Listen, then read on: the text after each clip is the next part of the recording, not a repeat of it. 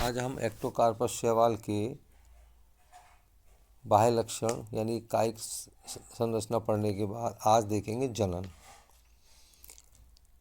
तो एक्टोकार्पस में मुख्य रूप से जनन दो तरीके से, अलैंगिक और लैंगिक।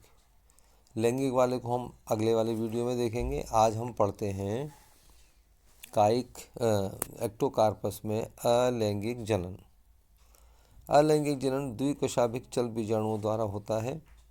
इनका निर्माण दो प्रकार की बीजाणुधानियों में होता है। एक कोष्ठकी बीजाणुधानी यानी चल बीजाणुधानी यूनिलॉक्यूलर जूस्पोरेंजिया, दूसरी है बहुकोष्ठी चल बीजाणुधानी प्लूरिलॉक्यूलर जूस्पोरेंजिया। अर्थात दोनों ही बीजाणुधानी में हम क्या देखते हैं कि इसमें बीजाणु निर्माण हो रहा है जो चल सकता है, गति कर सकता है, तो चल बीजाणु है। एक कोष्ठकी बीजाणुधानी में विकसित होने वाले चल बीजाणु अगुणित होते हैं, हैप्लॉइड होते हैं, जबकि बहुकोष्ठकी बीजाणुधानी में द्विगुणित चल बीजाणु बनते हैं। एक्टोकार्पस के बीजाणु थैलस एक व बहुकोष्ठी दोनों प्रकार की बीजाणुधानी धारण करते हैं। तो पहले हम देखते हैं एक कोष्ठीय चल बीजाणुधानी यूनिलॉक्यूलर जूस्पोरेंजिया। ये बीजाणुधानियाँ छोटी उपशाखाओं के शीर्ष पर विकसित होती हैं। सामान्यतः प्रत्येक उपशाखा के शीर्ष पर केवल एक ही बीजाणुधानी का निर्माण होता है। इस शाखा की शीर्षस्थ कोशिका का आमाप साइज बढ़ जाता है तथा बीजाणुधानी प्रारंभिक के रूप में कार्य करती है। इसमें उपस्थित द्विगुणित केंद्रक में अर्धसूत्रीय विभाजन के पश्चात अनेक सामान्य समसूत्री विभाजन होते हैं, जिसके फलस्वरूप बीजाणुधानी में 32 से 64 तक अगुणित हैप्लॉइड केंद्रक बन जाते हैं। उपरोक्त विभाजनों के पश्चात भित्ति निर्माण नहीं होता है, अतः बीजाणुधानी एक कोष्ठक ही रह जाती है। इस अवस्था में बीजाणुधानी का जीव द्रव्यक अनेक एक केंद्र की खंडों में विभाजित हो जाता है। जीव द्रव्यक के सभी खंड एक ही कोष्ठक में रहते हैं।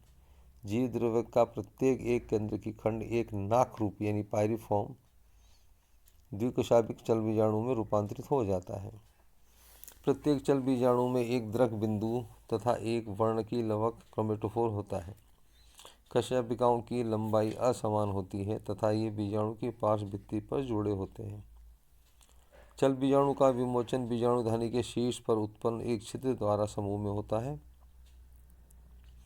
मुक्त होने के पश्चात ये चल बीजाणु 30 से 60 सेकंड तक शांत अवस्था में रहते हैं और उसके बाद गतिशील होकर तैरते हैं। कुछ समय तक गतिशील रहने के पश्चात चल बीजाणु अपने शीर्ष द्वारा अधोर स्तर पर चिपक जाते हैं। इस अवस्था में ये अपनी कशाभिकाएं समेटकर अपने चारों ओर एक भित्ति स्रावित कर लेते हैं। ये तुरंत अंकुरित होकर एक जनन नलिका बनाते हैं, जिसके पुनर्विभाजन से एक शयन तंतु प्रोस्टेट फिलामेंट विकसित होता है। इस तंतु की कुछ कोशिकाओं से थैलस का उदग्र तंत्र विकसित होता है। चूँकि चल बीजाणु अगुणित होते हैं तथा इनसे बनने वाले थैलस की भी अगुणित होते हैं।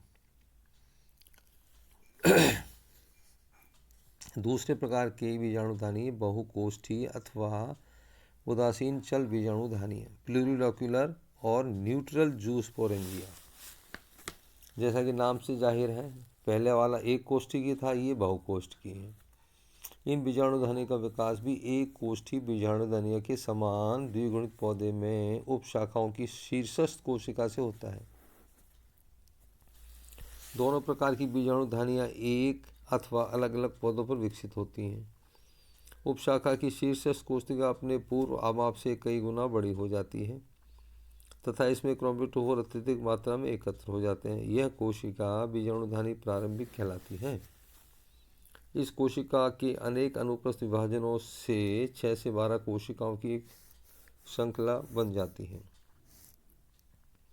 अब इन कोशिकाओं में पुनः अनेक अनुप्रस्थ तथा उदग्र विभाजन होते हैं, जिनसे कई 100 घनाकार कोशिकाओं का निर्माण होता है। यह कोशिकीय संरचना बहुकोष्ठकी बीजाणुधानी कहलाती है। इसमें कोशिकाओं की 20 से 40 अनुप्रस्थ परतें होती हैं। बीजाणुधानी प्रारंभिक के विभाजन के समय इसमें द्विगुणित केंद्रक में केवल समसूत्री विभाजन होते हैं। प्रत्येक कोशिका का जीव द्रव कायांतरित होकर एक द्विकोशाभिक एक केंद्र की द्विगुणित तथा नाकरूपी चल बीजाणु बनाता है। बीजाणुधानी बहुकोष्ठकी में बने चल बीजाणु की संरचना एक कोष्ठी बीजाणुधानी बनने वाली चल बीजाणुओं के समान होती है। परिपक्व चल बीजाणुओं का विमोचन बीजाणुधानी के शीर्ष अथवा पार्श्व भित्ति पर बने छिद्र द्वारा होता है। द्विगुणित बीजाणुओं के अंकुरण से द्विगुणित अलैंगिक थैलस उत्पन्न होता है। परिपक्व अवस्था में यह थैलस एक कोष्ठी अथवा बहुकोष्ठी दोनों प्रकार की बीजाणुधानी का निर्माण करता है। तो आज हमने देखा एक्टोकार्पस में अलैंगिक जनन, जिसमें चल बीजाणुओं का निर्माण होगा। एक बीजाणुधानी एक कोष्ठक की होती तो हम उसको कहते हैं यूनिलोक्यूलर जूस्पोरेंजियम, जबकि दूसरी से भी चल बीजाणु बनते हैं, लेकिन वो कौन सी होती है, बहुकोष्ठी जूस्पोरेंजियम। तो ये अलैंगिक जनन दो बीजाणुधानी के द्वारा हुआ। अगले वीडियो में हम देखेंगे इसके लैंगिक जनन के बारे में। धन्यवाद।